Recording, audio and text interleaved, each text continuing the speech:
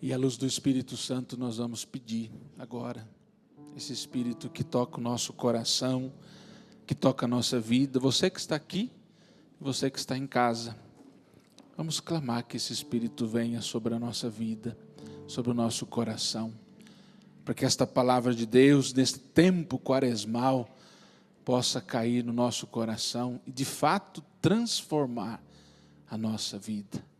Por isso reze assim comigo, curva a sua cabeça, feche os seus olhos e clame na sua vida agora, no seu coração. E você que está em casa também, o Espírito de Deus. Que esse Espírito venha sobre a nossa vida, que esse Espírito seja derramado sobre os nossos corações. Que Jesus envie este seu Espírito Santo sobre o nosso coração, sobre este lugar, sobre tantas famílias, tantas pessoas que agora conosco estão rezando, estão colocando a sua vida também em oração, estão pedindo que esta ação de Jesus, que o seu desejo de conversão, Jesus o fortaleça para vivê-la de fato, que esse Espírito de Deus possa habitar em todos nós. E rezamos: vinde, Espírito Santo, enchei os corações dos vossos fiéis e acendei neles o fogo do vosso amor. Enviai o vosso Espírito e tudo será criado e renovareis a face da terra. Oremos. Ó Deus, que instruístes os corações dos vossos fiéis, com a luz do Espírito Santo, fazei que apreciemos retamente todas as coisas, segundo o mesmo Espírito, e gozemos sempre da sua consolação, por Cristo Senhor nosso. Amém. Que bom podermos rezar, não é? Eu não me canso nunca de dizer isso. Agora há pouco lá no Caminhos da Fé eu dizia, como é bom rezar. Me permitam hoje falar de conversão usando este tripé do tempo quaresmal: a oração, o jejum e a caridade. Quando a gente fala de conversão, a gente muitas vezes não tem a dimensão do que a conversão significa para nós. Às vezes a gente acha que conversão é só a gente mudar alguma coisinha em nós, a gente repensar algumas coisas, ou a gente mudar um pouco o meu jeito de me relacionar com alguém. Mas conversão é muito mais profundo. A conversão é muito mais do que a gente imagina.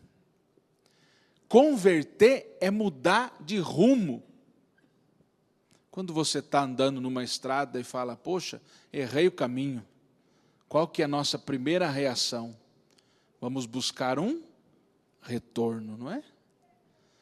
E incansavelmente é isso que Deus e que Jesus nos propõe na quaresma. É que a gente busque um retorno em algumas coisas na nossa vida. É que a gente busque esta volta. É que a gente busque uma maneira de viver diferente, de abandonar aquilo que me atrapalha de ser um melhor cristão, o melhor filho, o melhor esposo, uma melhor esposa, um melhor sacerdote, uma melhor religiosa, um melhor... Enfim, qual a nossa condição e situação? Esta é a oportunidade que Deus nos dá, não é? Eu costumo sempre dizer no tempo da quaresma que a gente não pode deixar de se olhar. A quaresma é um tempo, minha gente, que a gente precisa de fato ser um pouco individualista. Porque a gente tem muita facilidade de sempre olhar o pecado dos outros, né? Isso é facinho. Apontar para o outro e dizer, você errou, você pecou, você está errado, você não é assim que faz, não é? Basta a gente olhar as nossas discussões, não é? Quando a gente vai discutir com o marido, o que a gente fala? Não, meu amor, eu tô errada. Você está errado. Você fez isso. Você não agiu bem. A gente sempre aponta para os outros. E se ele falar assim, não, mas você também. Não, mas você também. A gente não gosta nunca de perder.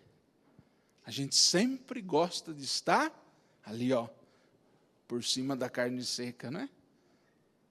E se alguém fala uma coisa para a gente fala duas. Se alguém fala duas, a gente fala três. E aí a gente vai.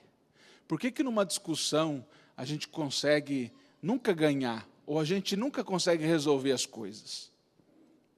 Porque a gente, muitas vezes, tem essa tentação de não buscar a nossa conversão, mas de querer mudar o outro à luz do meu jeito. E é muito comum isso para nós. E, claro, não estou dizendo que é errado, porque a gente pode também mudar algumas pessoas à luz de um pouco do nosso jeito, para a gente se relacionar melhor, para a gente viver melhor, conviver melhor, não é? Mas a gente não pode querer criar o outro à nossa imagem e semelhança. Olha, eu até caso com você, mas você tem que ser assim, assim e assim. Quando o padre faz entrevista para casamento, tem uma pergunta assim na entrevista de casamento, né? Você põe alguma condição para você casar com essa pessoa? E o povo fala, não põe nenhuma condição. Mas às vezes a gente começa a pensar, né? Será que eu vou aguentar ficar a vida inteira com essa pessoa? Não é? A gente precisa pensar nessas coisas. Eu não ponho condição, mas para que eu me case com ela, ela precisa ser um pouquinho do jeito que eu acho que a minha esposa tem que ser, né?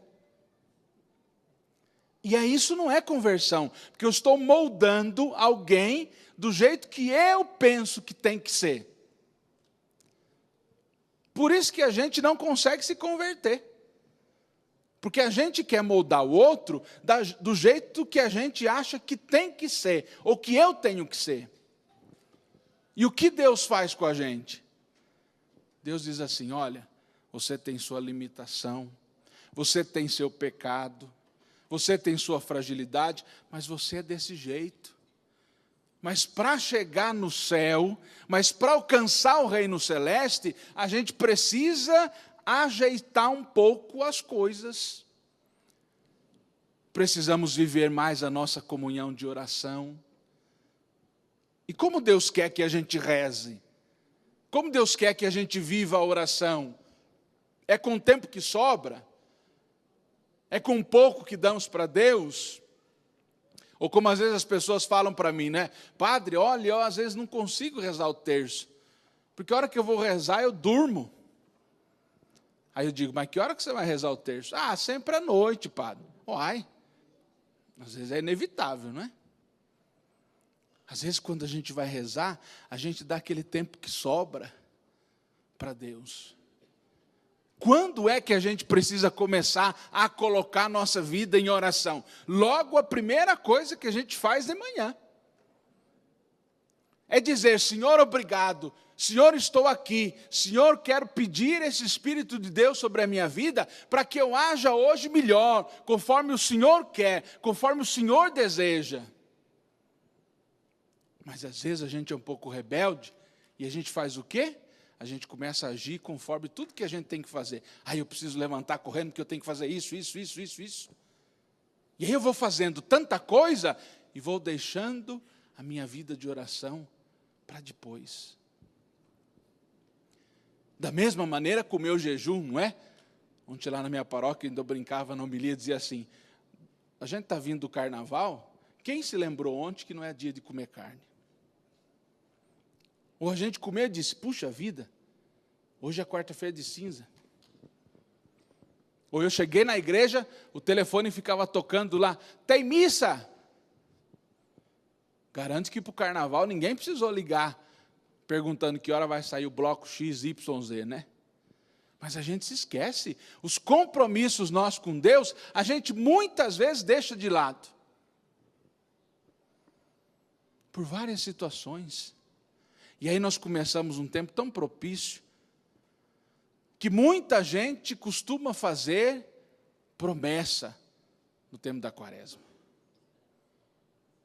Uma vez eu vi isso na televisão. Qual é a sua promessa da quaresma? Quaresma não é tempo de fazer promessa.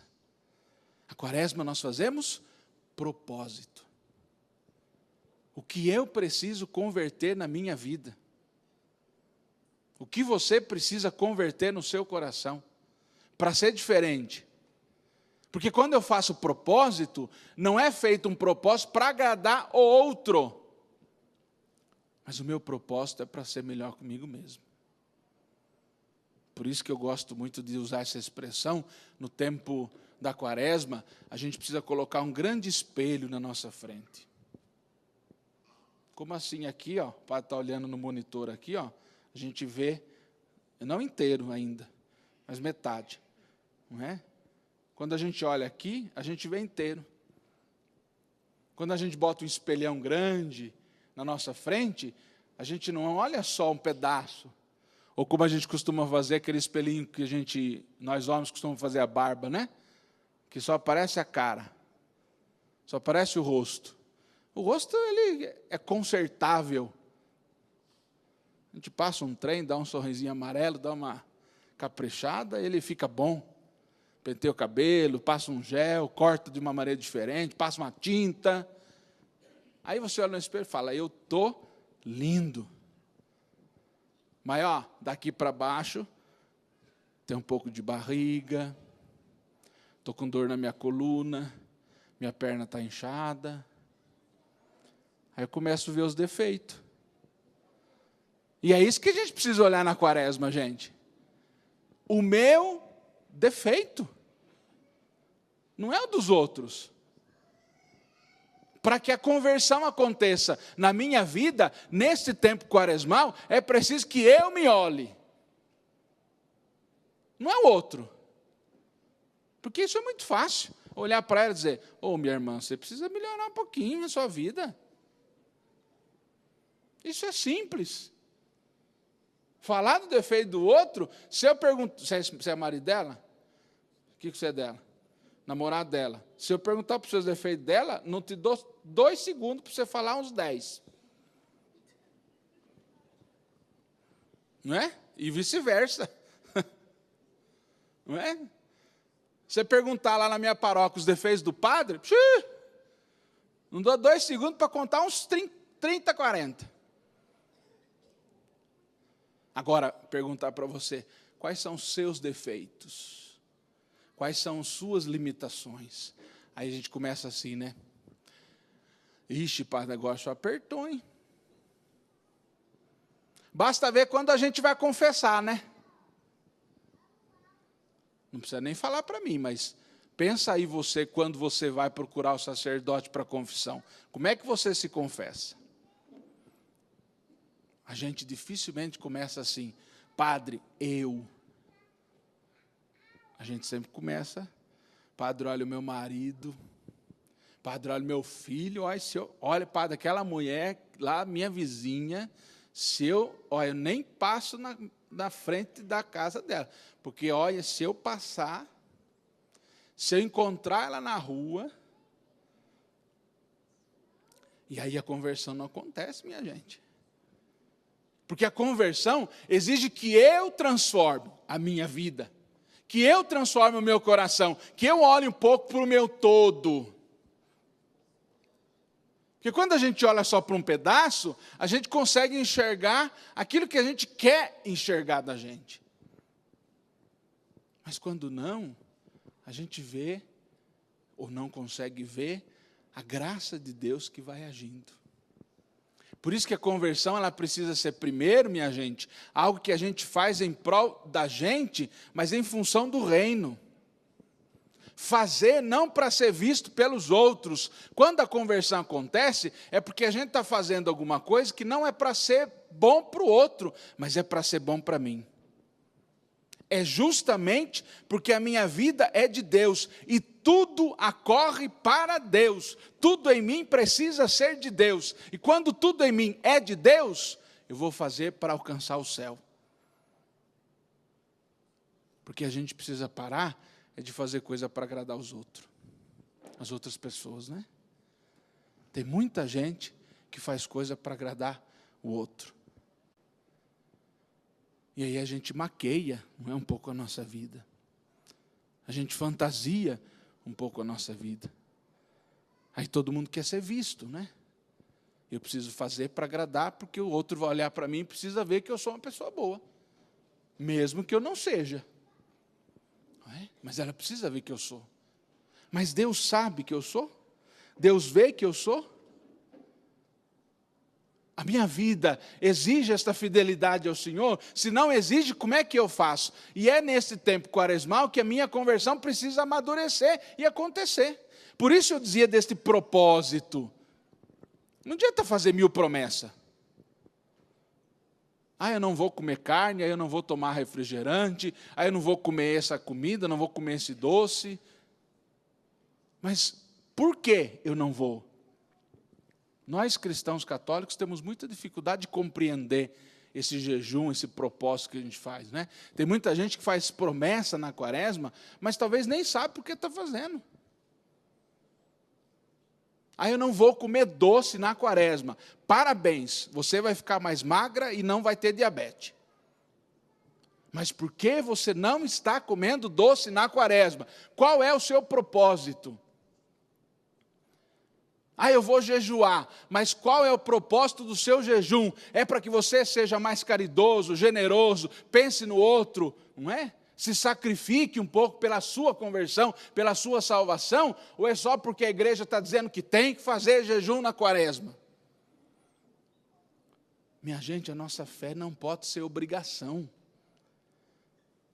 Nós não podemos olhar a nossa fé como obrigação. Eu tenho que fazer, porque a igreja manda. Aliás, desculpe eu dizer, a igreja não manda nada, a igreja aconselha você. Olha, meu irmão, é por aqui que tem que ir. A opção é nossa, a adesão é nossa. A gente não pode fazer porque o outro está mandando. A gente tem que fazer porque é projeto meu, de vida, projeto de salvação, desejo de viver melhor, diferente. Porque a minha vida pertence a Deus. E aí volto a insistir, a minha conversão, ela acontece quando eu não faço as coisas para ser visto pelo meu vizinho. Para viver a aparência. Mas a conversão acontece quando o meu desejo de conversão verdadeira é pela minha salvação. Aí eu saio de um formalismo exterior, como os fariseus na Bíblia tinham, não é? De ser vistos pelos homens, e Jesus vai criticar muito esse formalismo, de ser visto pelos outros, de ser cumprimentados pelos outros, de querer se aparecer para os outros ver, para aquilo que é verdadeiramente essencial. Uma conversão que sai de dentro do meu coração, da minha vida. Aí eu vou começar a ser melhor, e começar a olhar um pouco a minha vida, as minhas limitações, as minhas fragilidades. Isso não é ruim, viu, gente? A gente não pode ter medo de olhar as minhas limitações, de reconhecer as minhas infidelidades, de perceber que eu preciso da conversão. Porque se a gente não reconhece isso, a gente não precisa. A nossa fé não tem sentido. Aliás, o próprio Jesus já dizia isso, né? É preciso que a gente olhe para dentro de nós. E é dentro de nós que saem todas as coisas que me atrapalham de viver esta fidelidade ao Senhor. Uma fidelidade autêntica e verdadeira. Como eu dizia, quando nós falamos desse tripé do tempo da quaresma, não é? O tripé da conversão, que é quando Jesus no Evangelho de ontem falava sobre a caridade, não é? Quando você deres esmola, não toque a trombeta dizendo para os outros, olha, eu sou generoso, eu ajudei o irmão, eu fiz alguma coisa por ele, prestei esse serviço, fui caridoso, ajudei minha igreja, etc. Jesus diz, isso que você faz é para ajudar o próximo, não é para exaltar você. Porque aí entra o pecado do orgulho, eu sou bom demais para todo mundo. Eu não tenho defeito nenhum, eu sou ótimo. Eu não preciso de Deus, eu me basto. Aliás, é o pecado da humanidade hoje, né? O orgulho. A humanidade hoje diz que não precisa de Deus. Eu me basto, eu não preciso de ninguém. Quando você rezar, nós ouvíamos no Evangelho da missa de ontem, não é? Você feche-se lá no seu quarto, reze, porque o teu Pai vai ver a sua oração, vai acolher a sua oração, vai acolher a sua intenção, vai ver o que você precisa. Não é dizer, olha, eu rezo muito. Ixi, eu me lembro uma vez, uma senhora que dizia para mim, nossa, padre, eu rezo tanto. Eu disse, mas você reza tanto? Muito bem. Quantas horas por dia você reza? Ah, padre, eu rezo, a hora que eu levanto. Tá, mas qual é essa oração que hora você levanta? Ah, uns 3, 4 minutos, porque eu tenho que fazer café para o velho que vai trabalhar, etc. Né? Bom, então vamos pôr 5 minutos, né? Você caridoso com você, porque você está dizendo que reza tanto, 5 minutos de manhã. E depois? Depois eu agradeço a Deus o alimento. Muito bem. Quanto tempo esse agradecimento dura? Pá, a gente não pode demorar muito, porque tem que agradecer, porque tem todo mundo chegando para comer, tem que voltar para trabalhar, e etc. Bom, vamos pôr mais 5? 10. E depois? Para dormir, é essencial, padre. Ótimo. Quanto tempo você reza à noite? 1/3? Não aguento, durmo. Bom, pelo menos meio terço? Padre, uns 5 minutos também. 15. Vou ser caridoso com a senhora, vai que no meio do dia a senhora reza um pouquinho. Vamos botar meia hora por dia? Se o dia tem 24, tirando meia hora, quanto sobra? Então não vem dizer que a senhora reza muito. E depois a gente quer que Deus faz muito pela gente. A oração precisa ser profunda, precisa ser verdadeira, precisa ser sincera, precisa ser autêntica.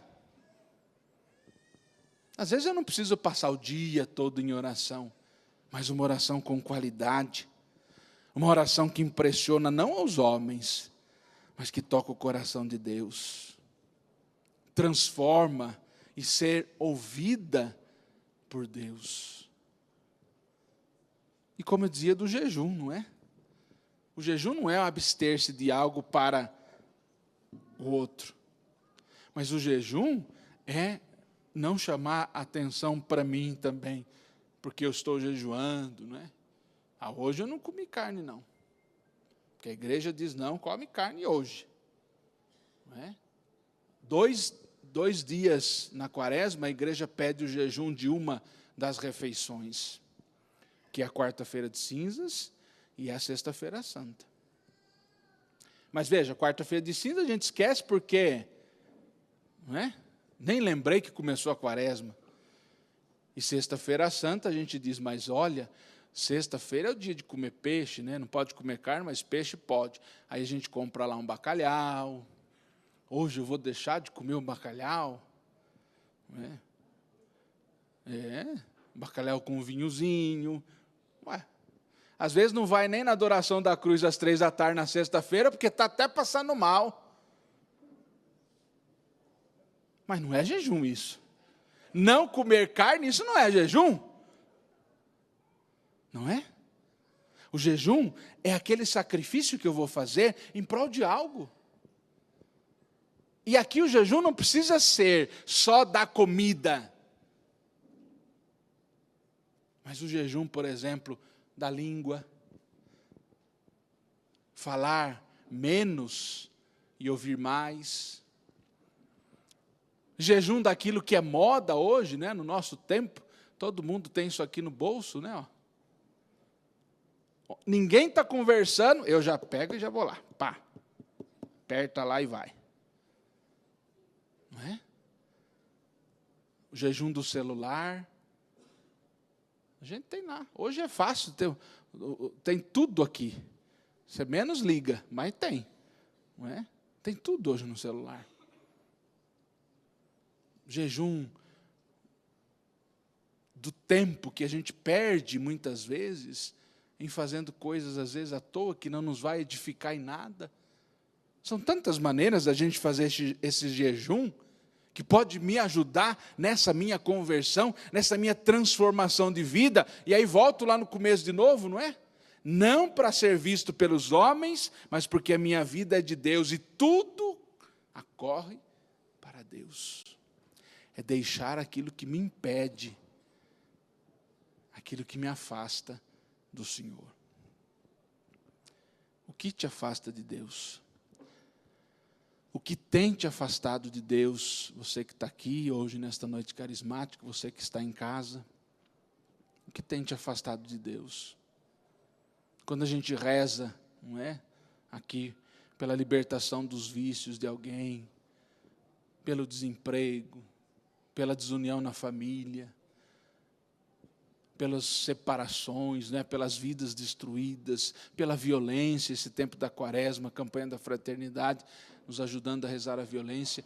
O que é que tem te afastado de Deus hoje? O que é que nesta quaresma você precisa renovar na sua vida, transformar na sua vida? O que é que você precisa nesta quaresma converter? Talvez é uma coisa que é mal, é a raiz de tantos outros, de tantas outras situações. O que é que você precisa desta conversão, ou nesta quaresma, para você viver esta fidelidade ao Senhor? O que é que nós precisamos para que a gente possa, de fato, viver essa conversão no Senhor? Vamos, nesse instante, pensar nisso. Vamos, nesse instante, rezar isto, não é? Diante de tudo isso que nós ouvimos, diante de tudo isso que Jesus nos falou, vamos pensar naquilo que é importante, naquela conversão que nós precisamos. E tenho certeza que eu na minha vida preciso, e tenho certeza você que na sua vida você também precisa. Essa transformação de vida tão necessária para nós, e nesta vivência quaresmal, é de suma importância que a gente olhe no nosso interior, e descubra, e pense, e diga, e tenha consciência mesmo, olha Jesus, eu preciso mudar isso em mim. Como nós cantamos, não é? Tudo que há dentro de mim precisa ser mudado. Nós nunca temos tudo que precisa nada mudar, mas tudo precisa transformar, tudo precisa da conversão, tudo precisa dessa mudança de vida. Pois senão a nossa fé não tem sentido. É com Jesus que nós vamos transformando a nossa vida. E agora é a oportunidade de você olhar para o seu coração. Você que está aqui e você que está em casa. O que é que eu preciso mudar? Preciso viver esse formalismo de aparência?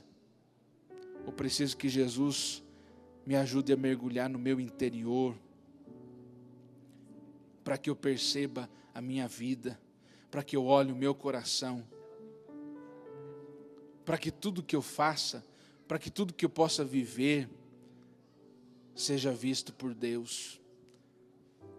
Porque como nós vimos, porque o Senhor que vê o que está oculto, te dará a recompensa. E a recompensa é o céu. Esta é a recompensa que a gente quer, é o céu. Por isso que a gente está aqui. O nosso desejo é viver com o Senhor no céu. E é ao Senhor que nós devemos agradar. E tudo que nós queremos fazer é para agradar ao Senhor. Além da conversão, Jesus faz para nós um alerta. Cuidado. E é importante esta palavra de Jesus. Esta atenção que Jesus pede de nós.